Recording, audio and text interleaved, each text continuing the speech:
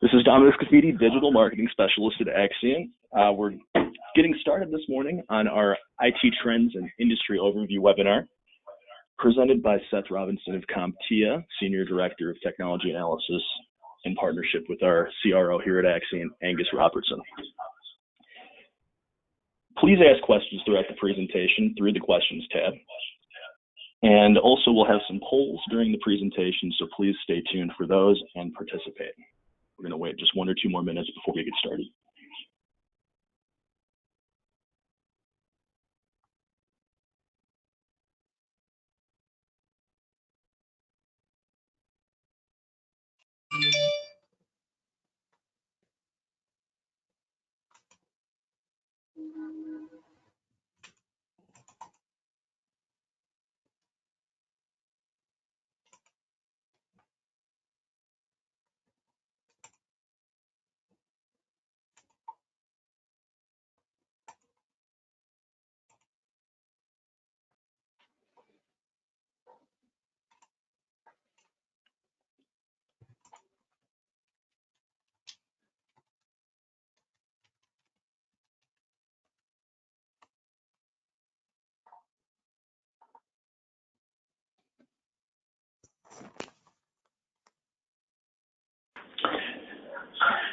Looks like people have taken their virtual seats, so we can go ahead and get started. And with that, I'll go ahead and hand it over to Seth to begin the presentation.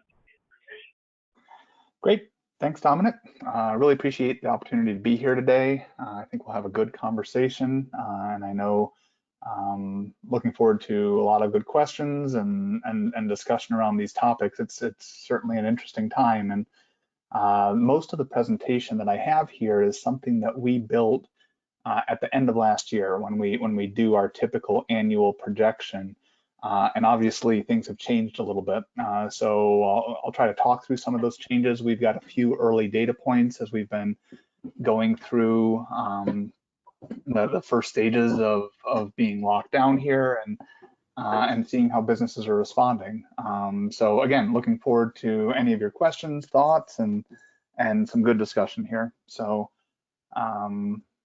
this package is something that we put together as kind of a collaboration between the research team, which I'm a part of at CompTIA, and our education team. The research really aims to provide market analysis and some high-level trends, and then through education, we try to make things actionable. We try to meet businesses where they are and help them out with some of their most pressing issues.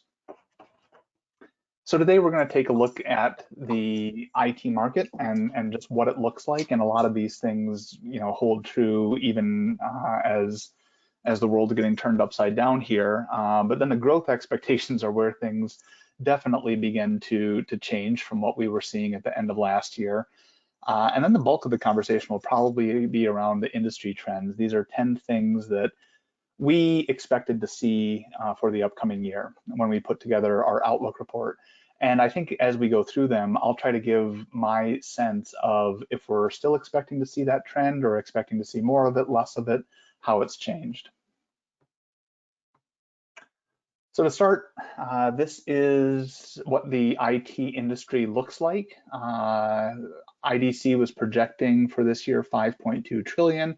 That's changed a little bit, but we'll probably still be in that ballpark. It's a fairly sizable industry, and aside from just the raw revenue that gets captured, the impact of this industry has been growing tremendously over the past few years. And this the technology industry is really defining a lot of other industries, and it's really shaping the way that the global economy is going. You can see here a breakdown by country and region. The only 2 countries that are called out specifically here are the US and China. For a long time, the US has been the leading country, and it still is in terms of IT spend. But really over the past few years, we've seen things flattening out. It used to be you'd have the US, North America, Western Europe, and then kind of the Asia Pacific region were 3 main strongholds, and that is beginning to change. You've got The Middle East, Africa, definitely coming more online. You've got South America contributing more. And IDC for the first time last year broke out China from the rest of the Asia Pacific region just because of the impact they were having. So we are seeing technology become more of a global thing, and something that doesn't only happen in developed countries, but is happening in developing countries as well.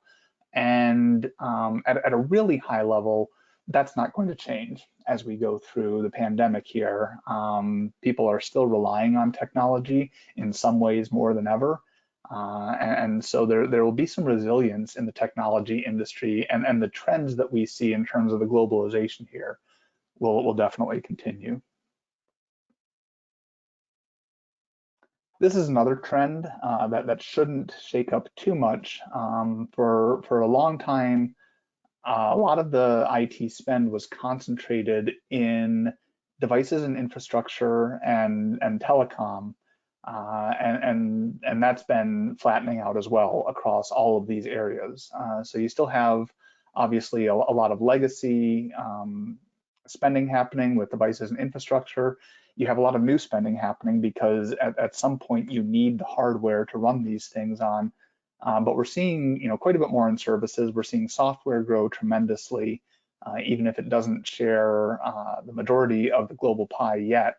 And then emerging technology is something that we'll come back to later in the presentation, but has become enough of a focus area that it's getting split out separately as well, as IDC and us and other organizations are kind of tracking which segments of technology people are investing in and how they're balancing their technology spend between tactical operations and strategic thinking.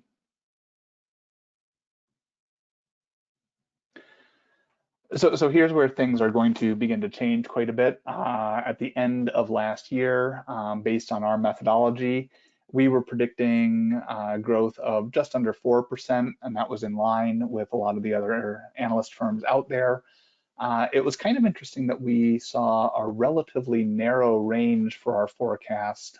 You can see that the optimistic end and the pessimistic end, both kind of shrunk in from what it had been over the past several years. And we didn't understand all the reasons behind that. I think some of it is because technology has grown into a new phase of maturity as an industry, and as a result of that, you're seeing more concern around some of the effects that we have, like privacy, data management, things like regulations. Those things I think were throwing a little bit more uncertainty into the market.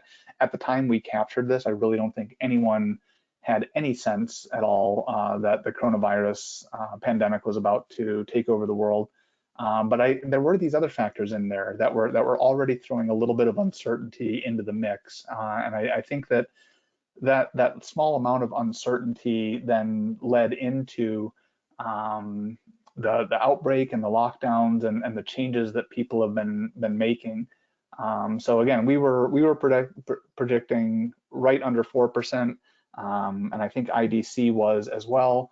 But now they've changed their forecast. So this is a view from IDC looking industry by industry, and you can see that pre-coronavirus, everyone was expected to be spending a little bit more, and now that's dropped. And I think it's interesting to see that on average, this comes close to being flat. Obviously, it's not quite flat, but it's a little bit below. But I think that the fact that it hasn't dropped dramatically kind of speaks to the fact that so much of technology spending is not discretionary anymore. For companies to continue running, they have to keep investing in their ongoing operations, in maintenance, in support, in things like that. And I think that the strongest companies in any one of these industries are probably still trying to do some amount of strategic planning. If they have the resources, if they have the ability to weather the storm, they want to come out of it in the strongest position possible. So we're certainly not seeing a complete end to discretionary spending or investments for the future. But a lot of companies in every industry are obviously having to throw the brakes on that quite a bit. And so this is a projection now. I think that I would maybe put a grain of salt in here because I think that we've seen over the past few weeks that the models are changing pretty dramatically on any type of thing that you would try to analyze these days, whether that's healthcare capacity or whether that's the spread of the virus or whether it would be IT spending. And so I think that because this is so unprecedented, it's really difficult for existing models to capture. And I think this would be something to really keep an eye on over time. And Seth, Angus here, just some interesting data, especially where you see some divergence between the green and the red lines. For example, professional services doesn't seem to be as affected as some of the other industries. What would be included in professional services here? I think that some of this, would be like, accounting firms, IT channel, I believe would maybe fall into this. The consulting type activities.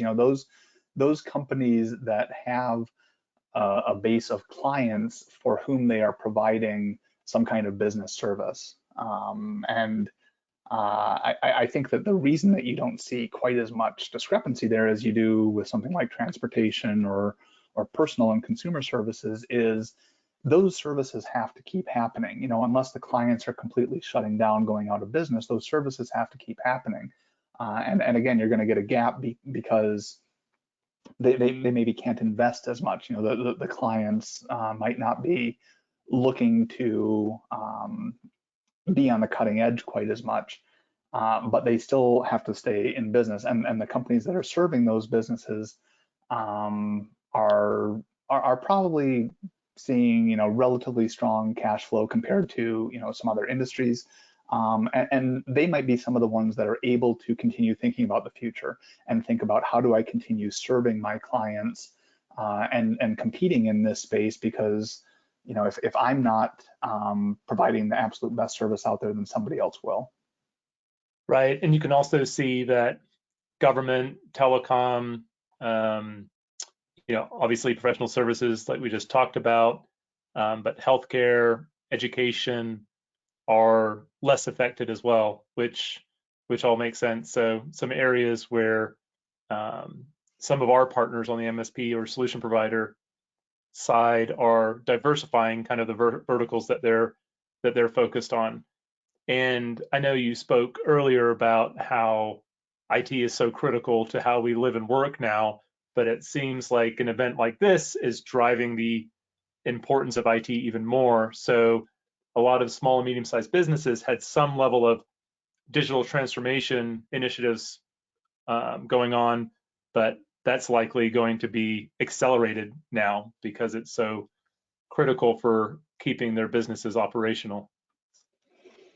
We're definitely seeing acceleration of digital transformation. I think that one of the interesting pieces of this whole puzzle is that we were already going through digital transformation, which was already very disruptive, and it was already forcing companies to think about their operations and how they did business. And now you've had this new effect, which is another new forcing function and causing them to think about it again or rethink about it or think about it differently. Something like education, I think, is an interesting example here where, obviously most school systems are shifting over to e-learning and trying to make that as effective as possible. And I think that, anecdotally and comparing some stories and looking at especially different levels of the education stack between colleges, high schools, primary schools, you see different levels of preparation, different levels of readiness. I think a lot of educational institutions had the tools in place, but maybe not the processes in place. And as they are thinking about the future, that's kind of the discussion that needs to be happening. Is that there's probably some discussion around tools. They've probably found some shortcomings in the tools that they're using, but there's probably even more shortcomings in the way that those tools get used. And so I think that there's opportunity there. I mean, I think there's kind of opportunity across the spectrum. It's different types of opportunity and probably different levels of ability for companies in these industry to be taking advantage. But some companies are going to find that they were less prepared for this, and they need to try to invest in just their infrastructure to be ready for the future, to be continuing to survive into the future. Absolutely, yeah, really interesting. So a few other data points before we kind of dive into the trends here. So as we were surveying companies and looking at the way that they expected their operations to go for 2020, we asked them about these IT pillars. And this comes from a piece of work that we did several years ago called the IT Framework, where we surveyed several CIOs and IT leaders and gained an understanding that you could really break down IT operations into these 4 categories, with infrastructure and software development being the 2 more traditional pieces. Infrastructure certainly being the most traditional of all, and then cybersecurity and data management, data analysis, kind of spinning out from those and becoming business critical functions that required their own focus. Most operations, either within an IT organization or spreading into the business where there might be some other technical experts, can fall into these 4 categories. So we've used this quite a bit from our certification portfolio into a lot of our research. And so presenting these 4 pillars to end users, we asked them where they expected the focus to be. Where do they expect to be training their staff? Where do they expect maybe some new hiring to be? Where do they maybe expect to invest in new tools? And you can see the breakdown here. And I don't think it was very surprising to us. Even though software is one of the traditional pillars, it has changed pretty dramatically in the past 5 to 10 years, where companies were typically using a lot of packaged software. Now they've shifted into doing their own development. They want to customize, they want to automate, they want to do these things. And the tools have come along that have allowed companies to perform software development in ways that they really couldn't before, using open source, using cloud computing. So software development is a major focus area for most companies. And then cybersecurity comes next. Again, really no surprise here. Most companies, especially the largest ones, maybe not as much in the SMB space, but the larger companies have named a chief information security officer.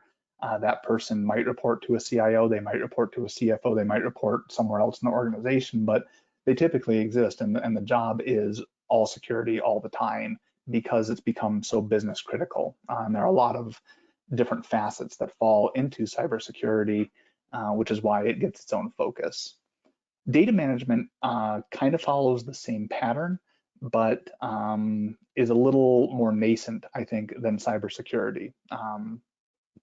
Not as many companies have named a chief data officer or defined a functional team that focuses on data, but it's happening a little bit, and we think that it will happen more over the next 5 years. And then infrastructure is the last one, where there's still a lot of investment, a lot of legacy skills, but not quite as much as a focus area as it used to be. So as I continue talking about this just a little bit, I think we've got a poll that we want to share with everyone around these pillars.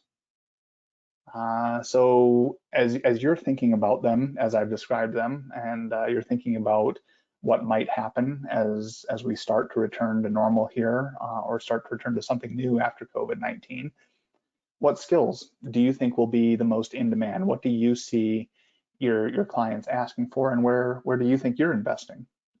Software development, cybersecurity, infrastructure, or data?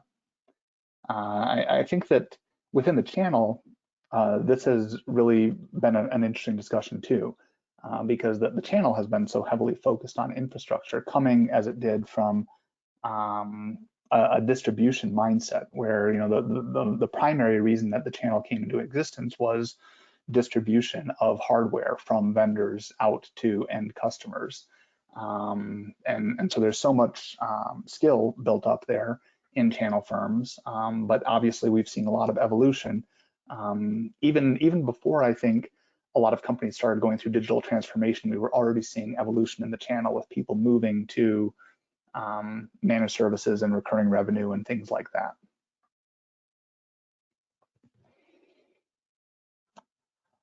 So yeah, I think from a channel perspective, these results make a lot of sense. You know, you see infrastructure in there as the second leading thing, but cybersecurity, I think, has become more of a go-to for a lot of channel firms. That has become a demand that clients are asking for that fits within the skill set that already exists, or it's adjacent to a skill set that already exists. Software development and data management or data analysis have not necessarily been skills that a lot of channel firms have invested in over the past few years. But these other two are, again, skills that they already have or skills that they can move into pretty easily. So I think this makes a lot of sense.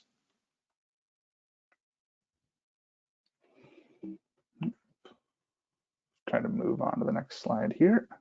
There we go. So emerging tech is a concept that we have been talking about within the industry pretty intensely for the past 2 or 3 years. And we've focused on the different pieces that fall into the bucket. And we've also tried to understand, you know, how companies are changing their approach because they're thinking about the future much more.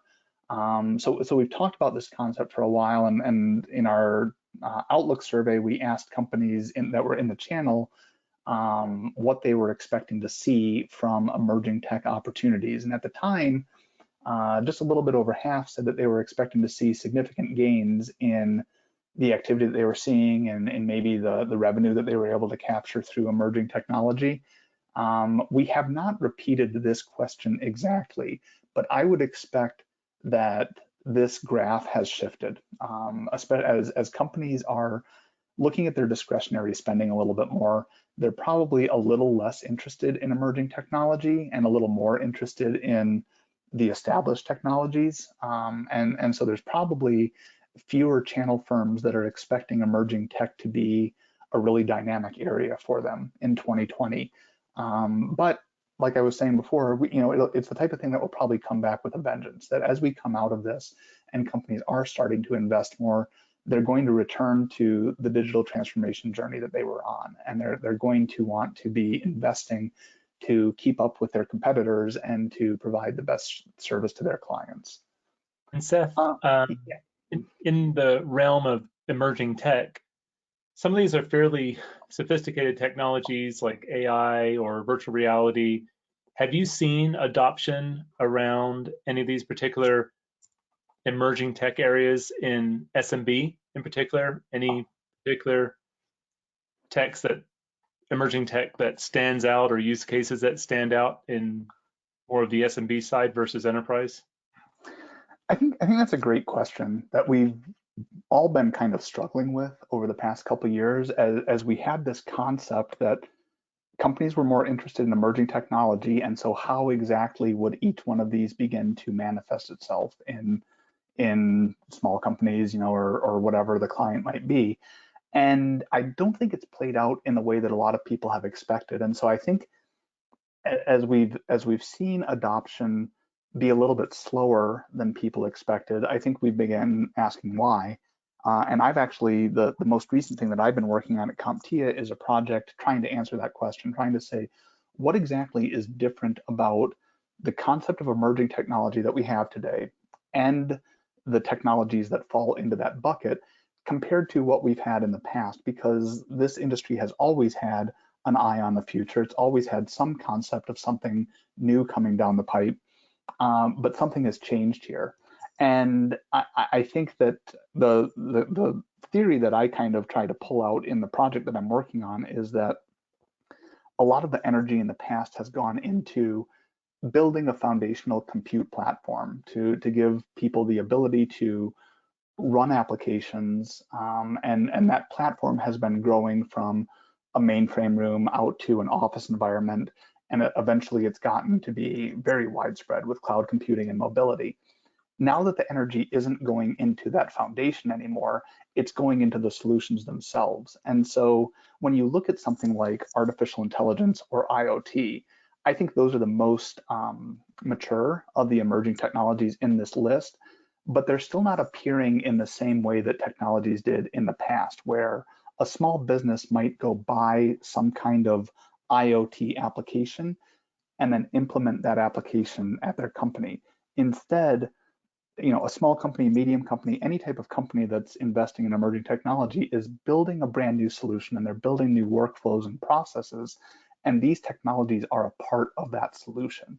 So rather than being able to focus on these things discreetly, the focus has really gone into the solution. And as much as we've talked about solution selling over the past several years, I think the nature of what that solution is has changed dramatically. So if you're interested in that, certainly keep a lookout for the white paper that I'm working on. But to your point, Angus, you can look at this and you can see a lot of sophisticated technologies and a lot of things that are at different stages of adoption. And so when channel firms are saying that they feel the most hype around these things, I think they really have to think through, how is it going to turn into a business solution or an opportunity for me and my clients? Yeah, I think what you said there is so interesting. Yeah, I'm very interested in that white paper, because what's so cool about this is that as a solution provider, this really enables your business, because you can look at the clients or the verticals that you're serving, and how do you bring these new technologies to enable that business to do something that they weren't able to do before.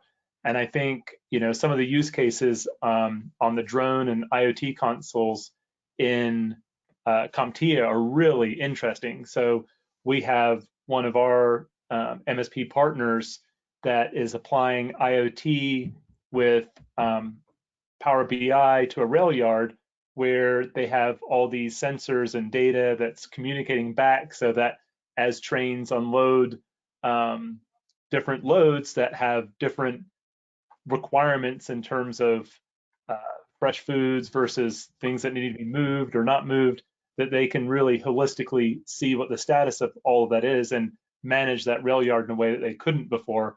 And I know from the CompTIA Drone Council, there's some pretty interesting drone and IoT applications that leverage 5G or Wi-Fi or LTE to do agricultural verticals or security or inspections, things like that. So I think that's really powerful insight, looking at this from a solution standpoint, and how these different technologies, as you bring them together, can really help a business do something they couldn't do before. And that can really put a solution provider in a very unique and differentiated position.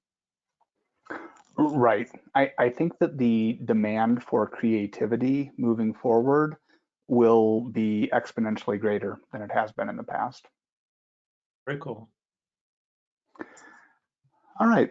So the next couple slides actually do share some data that we've collected very recently here. This is a survey that we are planning on running at regular points as we go forward here, just to see exactly how businesses are reacting, what they're seeing, how it's changing. So this is a survey that we put out to our members that are within the channel, whether that's vendors, solution providers, distributors, just asking them, what are you seeing, and what's the landscape looking like. So these data points came from, I want to say, about 3 weeks ago. And so we're already putting out the second iteration, and we expect to see some changes here. But the challenges that channel firms shared with us really fall into two buckets.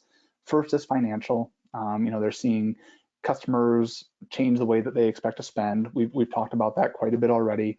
Or we're seeing customers that want to keep moving forward with their digital initiatives, but they need things restructured. And within the channel, we're seeing a lot of vendors and distributors trying to work with their partners in order to make this happen, and in order to give some support here.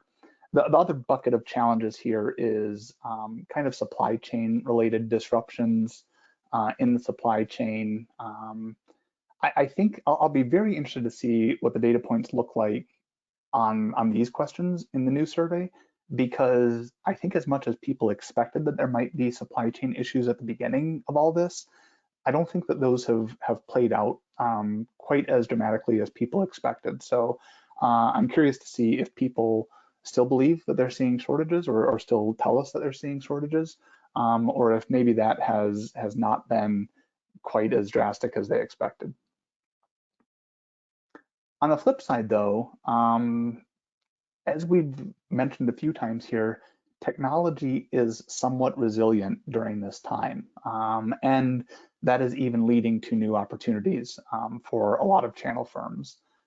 Just kind of running down the list here, I think cloud migrations have picked up. We at CompTIA in our cloud research have defined cloud adoption in 4 stages. And most companies have been spending the past 5 to 10 years in the first 2 stages.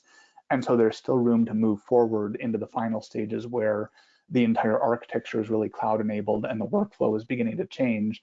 And obviously with remote work and other disruptions right now, that's a critical component. So we're not too surprised to see a continued shift into the cloud. You see the communications things that you would expect, a lot of cybersecurity questions, because with the way work has shifted, anytime there's a shift, that obviously opens up new vulnerabilities. And then, more consulting, more managed services, because again, the businesses that are able to keep the lights on still need to do that, and technology is kind of the key component in making that happen. So even though there have been some challenges, and there continue to be challenges, and there will be in the future, there's opportunity in this market as well. So with that, unless there are any questions have come in, I think I'll shift into the trends part of this. And again, these are 10 things that at the end of last year we expected to be major players in the technology landscape going forward. And some of them have changed, some of them not so much. But first up is the idea of tech washing. And what we mean by this, we see a few other places use it, is there are a lot of companies out there that have decided that they are a technology company.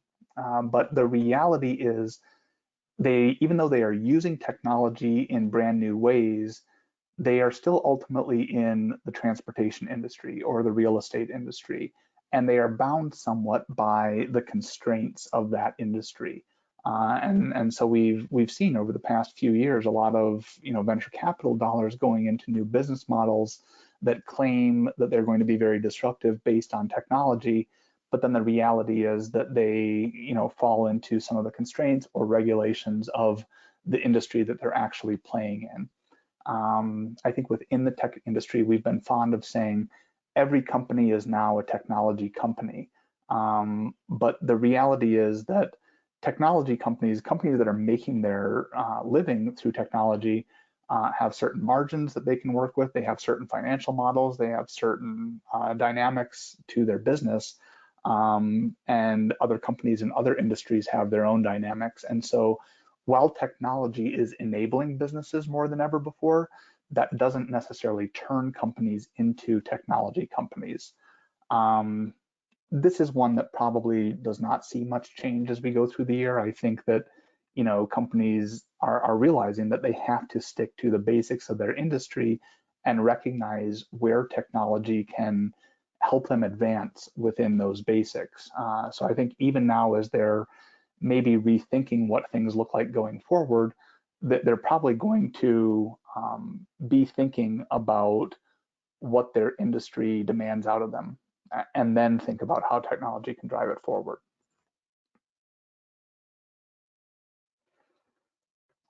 Somewhat related to that is workforce diversity, which we've talked about for quite a while. And when we talk about it, when we say workforce diversity, the first thing that springs to mind is demographic type diversity, making sure that the workforce reflects the general population, and making sure that there's no kind of unconscious bias or straight up behaviors that are not being welcome to certain groups of people. What we were saying with this trend is that activity will all continue happening. We certainly have not claimed success on that, But beyond that, there's skill diversity that's going to be needed. Thinking back to the 4 pillars in our framework, I mentioned that infrastructure has long been kind of the granddaddy of the IT world. A lot of skill investment has been in those infrastructure skills. And now we're seeing skill investment have to become more diverse. We're seeing that companies don't necessarily want generalists. Sometimes they need them, but they also need specialists in each one of those pillars. And so we're expecting to see companies rethink the way that they're going to invest in their technical skills.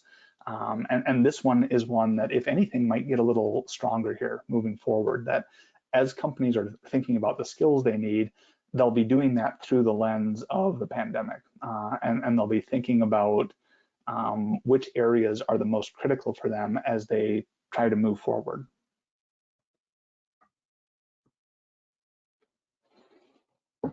This one will probably change a little bit. At the end of 2020, technology was becoming part of the national discussion, whether it was political or just talking about the size that certain technology companies had gotten to and what exactly regulations would look like. So I think we had a laundry list of things that we expected to be part of the election narrative moving through 2020. And that has changed dramatically. For one, I would say that whatever spot technology might have held in the overall narrative, it's probably dropped a few notches because of COVID. And secondly, the specific topics within that technology discussion have probably changed. We expected to see quite a bit around election security. And I think that while we still might have some of those discussions, the discussions around what exactly the election is going to look like have changed. We'll probably still see a lot of discussions on privacy, especially as technology is used for contact tracing or whatever other tools that we're going to help to get us through this. But again, the overall focus on technology will probably drop as part of the debates that happen in the future and the overall issues that we are looking to not only the presidential candidates, but candidates down ticket to address as well. So beyond those really macro trend discussions, we start getting into the weeds a little bit here. And we come back to the discussion of emerging technology. And we've actually covered quite a bit of this already. Throughout most of last year, in a lot of the research we were doing, we were seeing these slow rates of adoption with emerging technology, and we were seeing that it wasn't quite fitting into the technology purchasing or implementation models that companies have been using in the past. So as much hype as there was around emerging technology, we were predicting that it was going to meet reality. This one has probably cooled a little bit just because discretionary spending has cooled so much. There's not quite as much laser focus on emerging technology today as there was 6 months ago. But even if we move 6 months into the future, I think that we really have to grapple with the questions that Angus and I were talking about. And what exactly does emerging technology mean, and how do companies adopt it properly? From there, in our trends report, we dove into the specifics on 2 of them. And I think this one in particular will probably cool a little bit. So as I mentioned when I was talking with Angus, all of these emerging technologies are actually components of solutions. And so again, if you think about IoT and the way that companies were going to try to implement that, that would have been through some new broad solution around inventory management or fleet management or building management. And those things have probably taken a back seat for now. So the things that IoT was going to get plugged into are probably not the things that businesses are currently focusing on with their investments or needing to keep the lights on. And so IoT, will probably cool down for a little bit. But again, as we come out of this, as businesses are looking to streamline, it will probably come back, and it will really redefine the architecture. It provides so many new things for IT professionals to think about, from network management to device management to data management to cybersecurity. It really touches all the pieces of the IT framework, and it just creates a much larger technology footprint for every company that's trying to adopt these types of solutions. The other one that we focused on was artificial intelligence, and this one probably will not cool quite as much, because as companies are going through this, as they're looking to streamline their processes, as they're looking to be as productive and as efficient as possible, they will probably continue to leverage software to do that. And as they leverage software, artificial intelligence is becoming one of the subcomponents that is really key to having software work in a modern or future way. So we expect that AI will probably continue to feature here, even as companies are maybe not investing as much in new solutions, but just trying to come up to speed with exactly how they manage through their current processes and how they're using software to do that.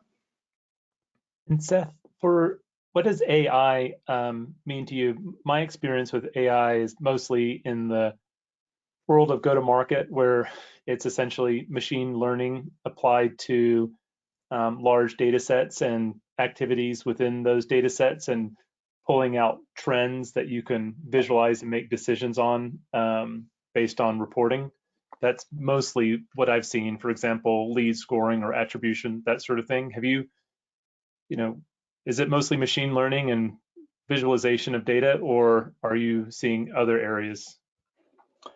Yeah, I tend to start thinking about AI at a high level, and I think about, well, we've had increases in computing capability and different ways that computing has mimicked human intelligence, and what exactly are we talking about now? Because I think there is an inflection point, and I think the main shift that's happening now is we're moving from software that had a known outcome every time. It was deterministic. If you put in these inputs, you were going to get out these outputs. And the main purpose of it was to speed things up, make things work more effectively.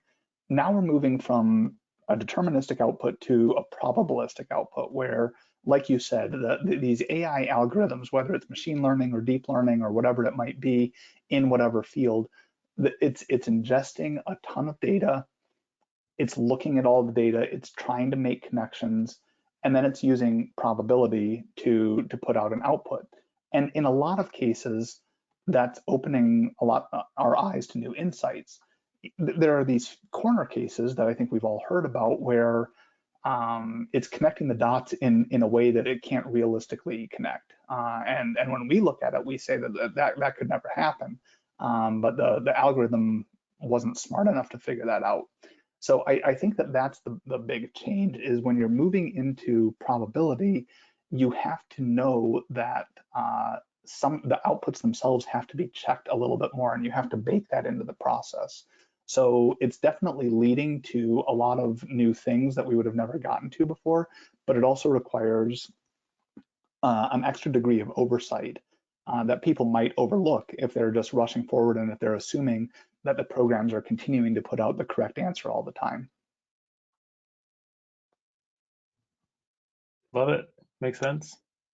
And I think that all of that ties directly into this next one, which of all the trends, this may be the one that is more true than ever, more true than even when we wrote it last year. That we've had integration for a long time, and as companies are going through digital transformation and they're digitizing new parts of their organization, all of those things have to be integrated. And we saw several years ago that integration was one of the things that really caused rogue IT or shadow IT to rise quickly, but then drop just as quickly, because individual business units could go out and get the system that they wanted, but then that system needed to be integrated in with other systems, and they didn't have the knowledge to do that. That's where the IT function and IT expertise really came in. So integration, I think, has become more of a business awareness issue over the past few years. More businesses are aware that integration is a thing that has to happen. And I think they're drawing the connection between integrating all the pieces together and then being able to take the next step and automate all those things in order to streamline the process, in order to free up their resources for more innovative activities. And obviously all of those things right now are key to a lot of companies. So for all of the digital pieces that they might have invested in, it's now critical that all of those pieces work together, and it's preferred that they all work together in some kind of automated fashion. So we expect that that this trend is one that's going to continue to pick up steam here in very short order. And again, the skills that are needed for this are the integration skills that there have always been, but then additional software skills to turn that into automation. There's been a lot of focus over the past, I'd say 12 to 18 months on robotic process automation, which is a little bit of a misnomer. There usually aren't robots involved, it's mostly software. But the key part is the process automation, that companies are looking to these tools and these platforms to stitch all of their pieces together and provide automation, not for the end of getting rid of the people that used to do that job, but of putting them to better use and getting them away from the routine maintenance, from the routine moving a piece of the process from one step to another. If all of those things can happen automatically, then a company can invest its resources more wisely. From here, we look at the two areas that are actually the newer pillars in the framework. Both of these things, like I mentioned before, are now more business critical. And with cybersecurity, it's really becoming more of a business operation. It's less of an IT function of something where they would say, bring in the technology to, we still need to bring in the technology, but we need to make it work throughout the organization. And again, this is something that requires kind of a high level of thinking. I mentioned CISOs before, but if an organization does not have a CISO, then they're going to look to the CIO, to do this. So as I talk through this trend a little bit more, I think we've got another poll coming out asking how many of you are operating at kind of a virtual high level for your clients. Are you acting as a virtual CIO or a virtual CTO? Because that's really where cybersecurity is becoming important these days. I mentioned before, it's not just about the technology anymore.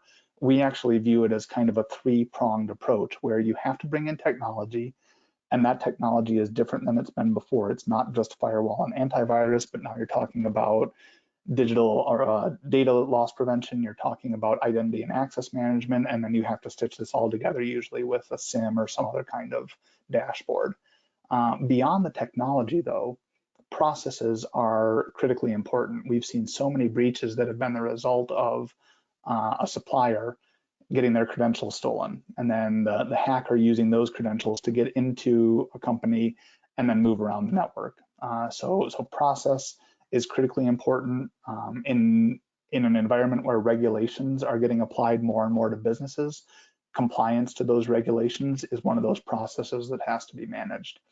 And then the third piece of the approach is end user education, because especially in this environment where everyone's gone remote, they have to be able to know a little bit about the threats that they might see. And we've seen so many new threats that are not new models. It's still phishing, it's still social engineering, but it's taking advantage of the fact that people know to be on the lookout for phishing attacks that looks like it comes from a bank. They might not be quite as aware that the phishing attack can quickly change to coming from the CDC around the COVID crisis. So we've seen a lot of that, and so end users need to be educated. I see that a lot of you say that you're offering these high-level services, and I'm sure as part of that, you have had to become much more aware of how you address cybersecurity for your clients.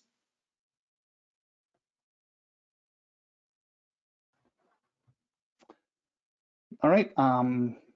After cybersecurity, the next one is data management, and we had two examples here that we thought would kind of serve to drive the data management question home. If you're not familiar with deep fakes, this is the idea that rather than just faking a still picture, you can actually fake a moving video. If you've seen any of these, you've got a very convincing video of somebody saying something that they never said. And you can imagine what kind of chaos that might cause. The other one that's going to really exacerbate the challenge here is 5G. We don't expect 5G to become very widespread even through 2020, but as it is implemented more and more, it's obviously going to be driving a lot of data. Companies are going to be using some of the 5G capabilities to implement IoT solutions. And so you're going to have much, much more data coming through the pipes that companies have to deal with. And they have to deal with that from the infrastructure question through the data processing and how they handle that and what kind of time frame they want to process that data in, all the way through to the analysis of that data.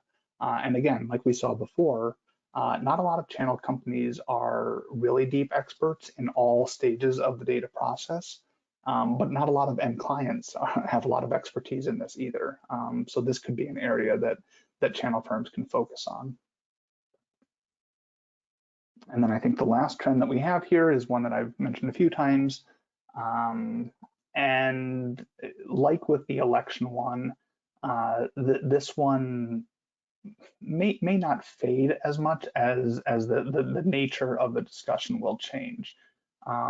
What kind of regulations are we talking about? I think we've seen over the past year that the way that we have approached regulation in the past is really, is there harm being done to the consumer primarily through pricing? And when we're talking about so many technologies that are free services to consumers, how exactly do you define a monopoly? What regulations should you put in place? Even with those questions, I think the tech industry was expecting that regulation needed to be addressed somehow. And was it going to be something that the industry and government worked on together? Or would government step in and begin trying to put things in place if the industry wasn't moving fast enough? It'll be very interesting to see what happens moving forward. Again, even without this crisis happening, I think this was going to be a very interesting space. And now I think the crisis changes that a little bit as we see that some of these technologies companies are the ones that can help us through the crisis. That may change the way that we think about them and the way that regulations get applied. So to wrap up real quickly before we see if there are any final questions, few takeaways. Obviously, this pandemic has disrupted business in ways that no one could have foreseen or expected or ever imagined that they would see in their lifetime, but here it is. And there are definitely a lot of challenges, and there's definitely a lot of negative impact and companies that are struggling out there. But there is also opportunity in this space, and I think even over the past weeks, maybe we've begun to see signs of stability, if not a complete return to normalcy. And so we'll be very interested to see what that new data says to us coming back. And how channel companies in particular are navigating their way through this.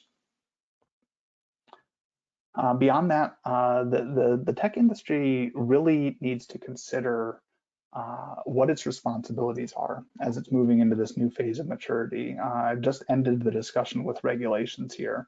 And again, the industry has a lot of responsibility to consider how it's managing some of the ripple effects of the technology that they're putting out there into society. And if they can't do that in a responsible way, that's where government will step in, and it won't be quite as collaborative of a process. We see a lot of good stories happening throughout the industry of companies that are trying to learn what these responsibilities look like. So we're very hopeful for this conversation, but it is one that needs to happen.